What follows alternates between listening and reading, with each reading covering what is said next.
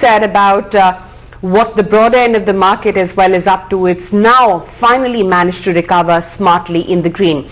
But lots of corporates to discuss. Let's welcome on board Amitav Mukherjee. He's the Director of Finance at NMDC. Mr. Mukherjee, thanks for joining in today afternoon. Help us understand what combination of factors, apart from COVID-related shutdowns, have led to this 14% drop in your sales volumes, and how much did domestic steel demand reduce by in the quarter gone by?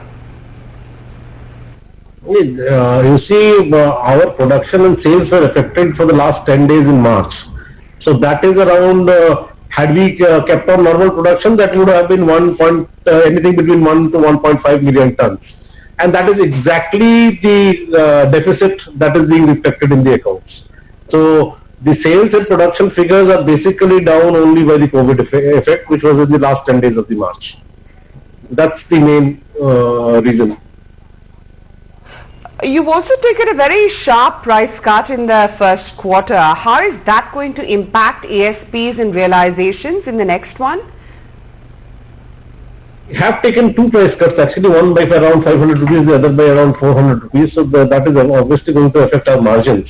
But I think we'll hope that it will have an uptake on the volumes, which we are now seeing. After the price cuts, at least the May volumes have picked up and June was also robust. So I think overall it will be compensated to a great extent by additional volumes. Sure. Why the sharp decline in EBITDA despite the stability in realizations? Yeah, well, that's because of mainly because of increase in our selling expenditure. You see, the exports have gone up very well, so that has a major increase in selling expenses. Then we had some extraordinary items also, around affecting about 100 crores in net, and then the CSR expenditures went up by around 36 crores in the last quarter itself. So that it is all these three things have actually affected the expenditure going up. That includes a certain round of expenditure of around 70 crores on CISF, which was due, and amortization of mining rights of around 200 crores. And of course, we did get a benefit of settling under the service tax and royalty issues, which we settled, so we got a benefit of around 177 crores. But still, the net effect was more than 100 crores, around 100 crores. That is what affected the EBITDA. Apart from the obviously, the prices were almost stable, so these are the only attributable reasons for that. Okay, sharp divergence also in the way global iron ore prices have moved and now above $100 a ton versus, of course, their pricing action.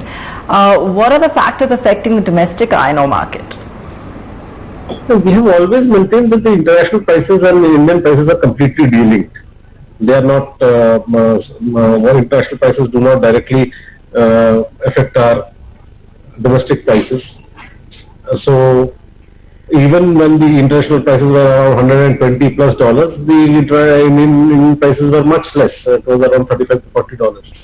So apart from the fact that there is a 30% export duty and other factors that our iron ore is mainly consumed within the country itself. So an international price hike would not necessarily translate into similar movement of prices of iron ore in India.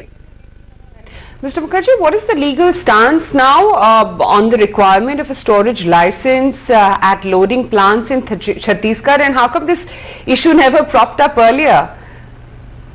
It had cropped up around 4 years back. We had paid something around 9 crores. Then we went to the court. The court did rule in our favor, and that amount was refunded through adjustment in royalty. So, but there is apparently a difference of interpretations of the rules again.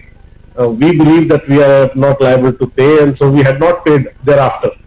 But the government believes otherwise, and there is a difference in interpretation of how the rules are interpreted. In any case, I don't think the effect is going to be much. At best, for the last 3 years, even if you have to pay, it will be around 20 crores. We have been in touch with the government on this issue, and now we hopefully the issue will be resolved. Could you then clarify on the 1,623 crore rupee payment commitment allegedly given to Chhattisgarh state for mine lease extension till 2023, because you've paid about 600 crore rupees till now, as we understand. Could you just clarify the case for us? That was because of the common cause judgment. The final liability that was actually calculated was around 1,600 crores. We made an interim payment of around 600 crores under protest, and thereafter we approached the Bilaspur High Court that we believe that it is not applicable to us, and then accordingly we approached the Bilaspur High Court, and Bilaspur High Court has thereafter ruled that till such time the judgment is given, no further coercive action in this regard should be taken.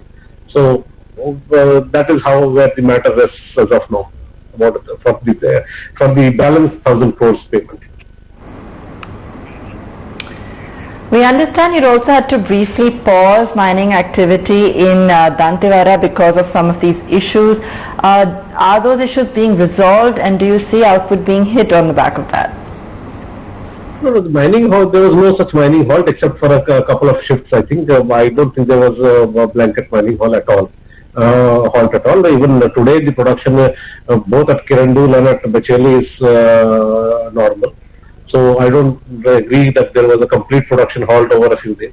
So far as the Q1 outlook is concerned, you see, last year we did an all-time high of around 8.5 million ton. Year before that we did around 7 million ton.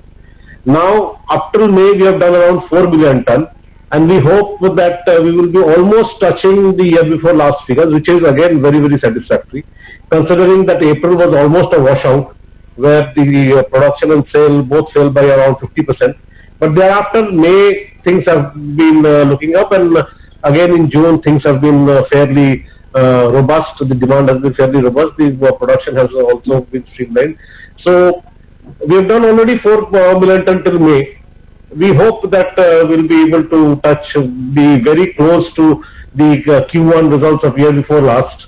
So that's a very, very encouraging sign given the overall boom in the overall situation due to COVID.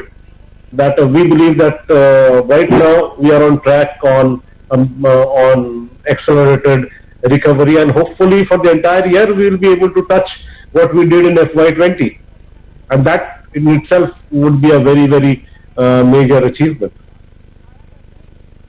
Between all your mining activities in Chhattisgarh, Donamalai and Karnataka, is mining resuming normally, and what are some of the potential legal hiccups as well, possibly that are cases that are sub judice that could also affect future output? As of now, the mining activities are continuing fairly normally both in Karnataka, that's Kumaraswamy, obviously Donamalai is closed, and in Kirandul and Bacheli, the 2 major mining complexes in Chhattisgarh are also working fine. There are minor issues with the dispatches. We are going ahead with direct dispatches, so that is happening. And as of now, there are not much sub judice case which is likely to affect any further operations. These are small cases, of course. As you mentioned, the common cause judgment, that is a separate case that's going on. So these are in the normal course of working. That there will be certain differences of opinion. The legal remedies in some situations have to be sought, as we sought in the common cause judgment. So, but as of now, there's no need to speculate that there are too many legal issues with all the state governments. I don't think that's the fact at all. Mr. Mukherjee, thank you so much for taking the time out and speaking with us so candidly on each and every issue, not just your earnings, but the various situations with the state governments and the payments with regards to that as well. That's the word coming in from NMDC, just on our screens, holding 0.5% higher, broader market recovered. Soumya joins in from a research desk to tell us about all the buzzers in trade. Soumya?